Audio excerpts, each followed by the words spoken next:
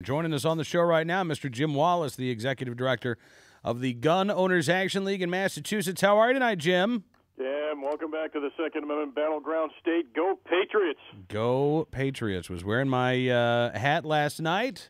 Glad to see that they had a good weekend. And after that, I think they played... we shall not mention the Browns game. The Browns? No. We just won't even talk about that. It didn't happen.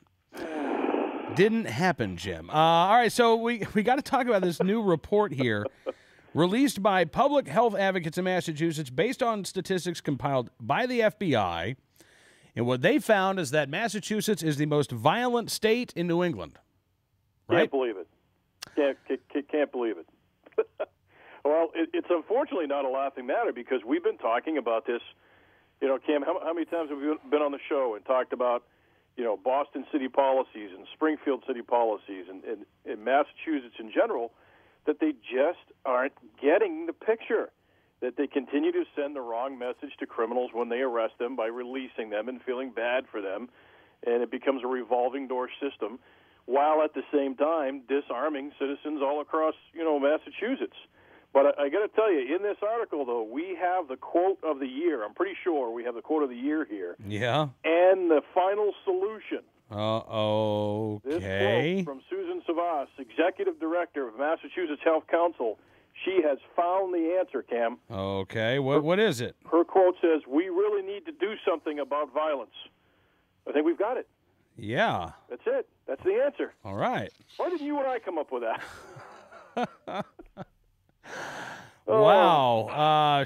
She gets paid for that, huh? Okay. Well, apparently I'm in the wrong business because if that's the only answer I needed to come up with, I could have quit a long time ago. But it just goes to prove that they're just not listening. Years ago we actually had the Mass Crime Watch Commission here, which is that's the program with Master McGruff, Take a Bat Out of Crime, all Neighborhood Right. Watch, all that kind of thing. That whole program in Massachusetts was actually run for a mere $100,000, which is a lot of money. But when you consider the state budget is $28 billion, $100,000 isn't much to stop crime. It was a very successful program, but it was actually defunded by the powers to be because the person who was running the program was pro-Second Amendment, and we can't have that in Massachusetts. Can't have that. Especially running a successful crime prevention program, can we? So, unfortunately, it was the funding was taken away, but I mean that's just one thing. But continually, remember the situation we had last year, where we had a brave citizen who happened to be armed, and he happened to be in a hospital when a doctor was violently attacked by a patient and stabbed repeatedly. I do remember that. And he successfully saved the doctor's life and probably the life of others, people, at least injuries. And the Massachusetts Attorney General came on the media and repeatedly says, well, he was brave, but we don't encourage self-help. So I'm not sure exactly what kind of self-help they don't want to encourage, but it goes to show you that the violent crime in Massachusetts continues to rise. And whether it's firearms-related crime, whether it's knife crime or aggravated assaults, which I guess there were almost 21,000 of those last year here in Massachusetts. So it continues to rise, and unfortunately the crime is getting out of control. But we have the answer because we need to really do something about violence. Yeah. Well, a good place to start would be to perhaps go after those who are committing violent acts. Well, you would think so, but again, they continue to send the wrong message. Remember, again, a story we talked about several times was that LaCurry Jefferson, when they found out that the reason he was killed, or one of the reasons he was killed, was because his felon brother had a handgun in the home illegally. 15-year-old felon brother, yes. Right. And he was facing 30 years in charges because he was a previous felon, had illegal possession of a handgun in the home, and there were several other instances going along with it, and they completely let him off. His punishment was to be removed from the family and put into DSS custody. So, again, you continue to reinforce the criminal element, basically rewarding it, and then disarming the populace. You don't have to be a PhD to figure this one out. No, you don't. Now, is it still true, Jim, that Massachusetts has the most restrictive gun laws in New England to go along with the highest violent crime rate in New England? Well, Tom King and I might have an argument about this and actually Scott Bach, because this actually includes not just New England, but it includes New Jersey and New York and Pennsylvania. No, really? Yeah. So Massachusetts actually has a higher violent crime rate than all of those states. And as far as gun laws go, it's the coalition of the oppressed, as you like to call it. I have other words for it, but we can't say those. This is family radio. Yes, family radio. Yes, nationwide, so I'll behave myself.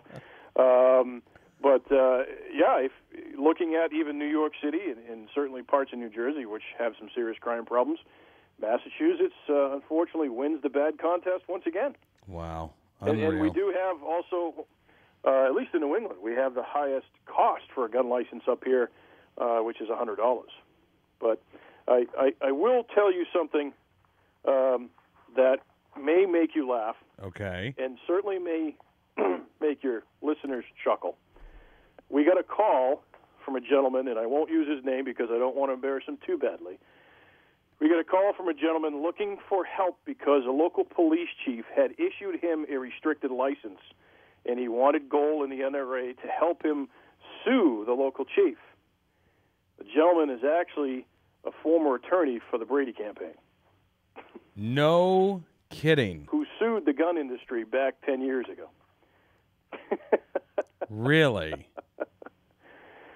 So when you go to bed tonight, just keep that in your thoughts and have a little chuckle going into the holiday season, that even the other side is getting jilted by the police chiefs and the laws that they supported for the last decade. And now he wants to sue. Yeah. That's awesome. Well, look, if the guy had a sincere change of heart, or I guess gal, it could be a gal, if they had a sincere change of heart and they realized that they're wrong, then maybe, I don't know, Jim, maybe they could do some pro bono work for you. But, if this is just a case of, well, I want my gun, even though I want to restrict your right to own one, then... Well, supposedly the person claims to be hugely pro-Second Amendment, but, my initial response is still go talk to the Brady campaign and see if they'll fund that lawsuit for you. There you go. Hey, Jim, thanks very much for the phone call, sir, and look forward to doing this again very, very soon. Absolutely. Matter of fact, I had a good time today because I was stumbling across the internet and I found the podcast of the Coalition of the Oppressed when we were down there for the September NRA board meeting. So it was good to relive that a little bit. Oh, very cool. Yeah. Jim Wallace, Scott Bach, Tom King. Yep. Together again. I'm looking forward to Pittsburgh already. Can't wait to get down Just there. a few more months till the next NRA annual meeting, and we'll have another edition of the Coalition of the Oppressed. Hey, Jim, we're out of time this hour, but thanks again, sir, and we'll talk to you very soon.